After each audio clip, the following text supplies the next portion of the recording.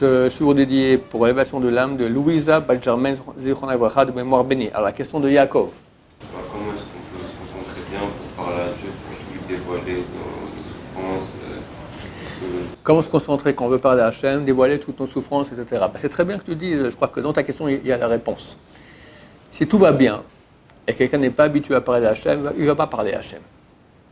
On l'a étudié ce matin, le Messaté Charim, il dit que le but de la création, c'est qu'on arrive au Olam Haba. Dieu veut nous donner beaucoup de jouissances. Le lieu de la jouissance, ce n'est pas ici, c'est là-bas. Ici, c'est le lieu de la guerre. Et si on est victorieux, alors on a droit au Olam Haba. Cette guerre est dit, elle est de tous les côtés, devant, derrière, comme dit le roi Salomon. De peur que je serais riche, et je dirais que Dieu n'existe pas. Ah non, Dieu existe très bien, mais je ne pense pas à lui. Si je suis pauvre, je vais aller voler. Un riche, il a une épreuve beaucoup plus dure que le pauvre. Le pauvre, il a faim. Alors, il a une épreuve de ne pas voler, ok. Mais il est comme ça, avec Hachem, sans cesse, toute la journée, il pense à Hachem, sauve-moi. Le riche, merci Hachem, tu m'as aidé, mais regarde, j'ai 1 milliard, je ne sais pas, 500 millions, d'accord. Un autre qui gagne rien du tout, comment je regarde? Espèce de crétin fini. T'es quelqu'un, parce que Dieu donne de l'argent, t'es quelqu'un. En plus, il est orgueilleux, donc on ne peut rien lui dire, sa femme ni sa femme, d'accord, il se prend pour quelqu'un, monsieur. Dieu, il a horreur des gens fiers, d'accord. Alors c'est très dur d'être riche. J'ai connu beaucoup de riches dans ma vie, j'en ai vu 2 ou 3 qui étaient humbles. Il y en a un, il est immensément riche, je ne vais pas dire son nom ni ce qu'il a une boîte en France, c'est super, tout le monde a ça, d'accord. Une humilité, Blaïnara, Baruch Hashem, très bien. Mais j'en ai vu d'autres, beaucoup, mais c'est terrible, c'est une épreuve très dure. Un pauvre n'aura jamais cette épreuve. Donc on a des épreuves sans cesse. Alors toi tu dis maintenant, tu as la souffrance, c'est très bien. Quelqu'un quand il a mal, il crie. Quelqu'un quand il a pas mal et tout va très bien, n'a pas besoin de crier. Alors s'il n'est pas habitué à parler à Hachem, il ne va jamais parler à Hachem. D'accord? Donc le fait que quelqu'un ait de la souffrance, c'est déjà un bon point, ça va l'aider déjà. Quand tu as mal, tu cries. Alors regarde, au début, c'est très dur de parler à Hachem. Parce que on ne le voit pas. Même si on parle, il ne répond pas.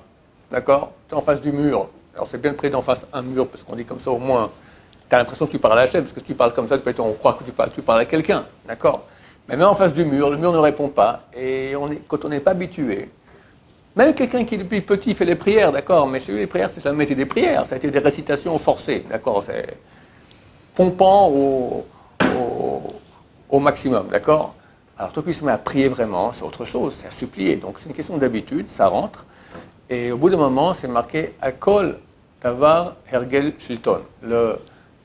Pour chaque chose, l'habitude, elle devient maître.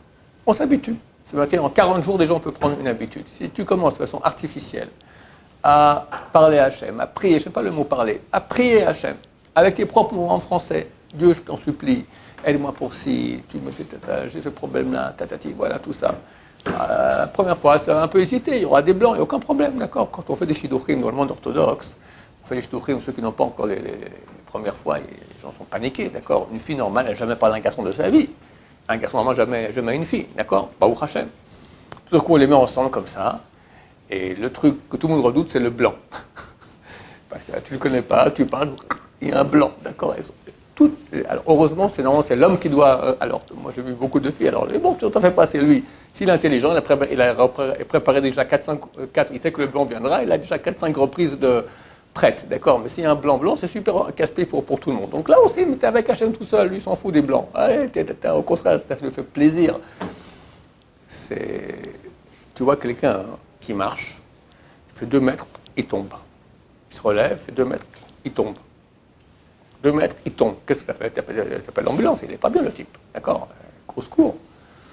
Quand tu vois un petit gosse de 1 an, il fait 1 pas, 2 pas, il tombe. 2 pas, il tombe. Tu vois quand tu seras papa.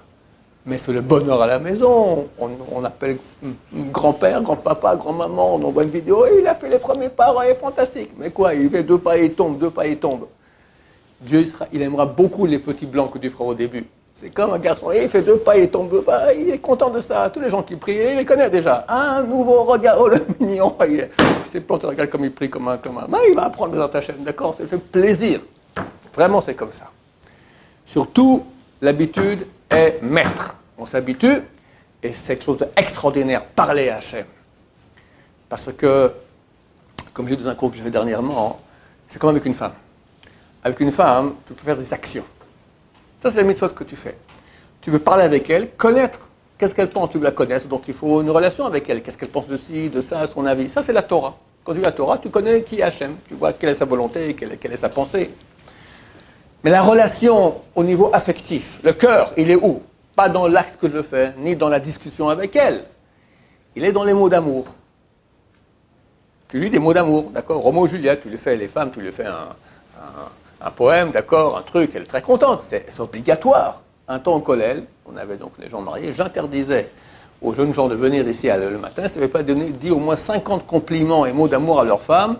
La première, c'était 100, après on descendait à 50, d'accord? Parce que c'est nécessaire. Par jour. Ils sont étonnés, c'est pas étonnant du tout, mais tu as par salve, d'accord? Chérie, tu es la femme la plus extraordinaire du monde. Combien je remercie Dieu qui m'a donné une femme extraordinaire, tellement gentille, tellement bonne. Attends, on a fait déjà 6, c'est bon. Après, dans 10 minutes, encore une, comme ça. Et voilà, terminé. Mais le couple vit de ça. Elle te le renvoie, qu'est-ce que tu crois? Dan. Franchement, je t'ai observé, tu es quelqu'un d'extraordinaire. Tu sais que je blague maintenant. Mais même que je blague, ça t'a fait plaisir. Hein? Alors quand c'est vrai, on parlait des riches auparavant, d'accord? Pourquoi ils éveulent tellement la richesse? Parce qu'on leur fait des salamalek. Ils savent que c'est tout du mensonge. Ils savent que c'est de la blague. Mais ça fait plaisir quand même. Le jour où il n'a plus rien, on ne va même pas le regarder. En plus, on va prendre par la shonara sur lui. Il le sait. Mais ça fait plaisir, le monde du mensonge. Quand tu dis vraiment des mots gentils à ta femme et ta femme te répond, mais c'est sur ça le couple vit. Sans ça, ça ne sert à rien. Ça sert à rien. Ça ne peut pas tenir. Non, mais c'est très bien que je l'aime. J'avais un couple, hélas, ils ont divorcé aujourd'hui, j'ai appris il y a quelque temps, d'accord. Le mari était incapable de dire des mots d'amour à sa femme. Incapable. Ça provient des petits. Il n'a pas vu ses parents, et ses parents n'ont pas été gentils avec eux non plus. Il y a beaucoup de parents que c'est dur pour eux de faire des compliments à leurs enfants. D'accord? Impossible. Alors eux aussi, ils deviennent comme ça, complètement fermés. Alors, c'est dans mon bureau, et je lui dis, je te fais une liste. Sa femme est là. Non, mais elle saura très bien que c'est artificiel. Attends, madame, est-ce que vous voulez qu'ils vous disent des mots d'amour, de gentillesse, même artificiels? Elle dit oui. Même artificiel. Il prend sa liste que Rav Shai a écrit, d'accord, et il lit. Même ça. Au bout d'un moment, il va s'habituer.